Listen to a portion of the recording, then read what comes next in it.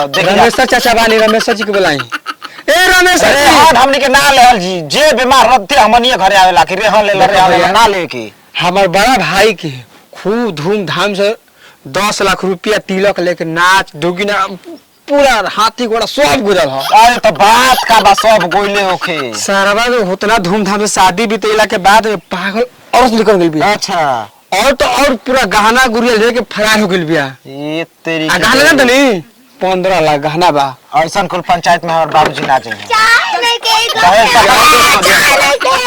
अरे चाय नहीं खे आवे जी आज बड़ू कर सब करे लगा जी किन दे कैसा लगा हां हिरे दादा भर से कहता से कि सारा चुलवा के शादी बियाह के तूने मन ए रखल बे भौजी के रे की रखेगा ना हमर दादा ये रखल बना हां बोले के ये लगाओ तो भैया फिर फोन कर दे भैया फोन लगा बियाह कइले बाटे कहत ये बियाह कइले बा हम कुछ जानते नहीं खे ई कहत हमर भैया के मेरा ई छिनार हिया ये भैया लगा गाना में तो तोरे फैसले के भाग में पक्के सोखी हम कौन गाना माई के दिल भैया गाना हम भैया गाना तो माई के दिल बनी इहो भाई माता रे तू आ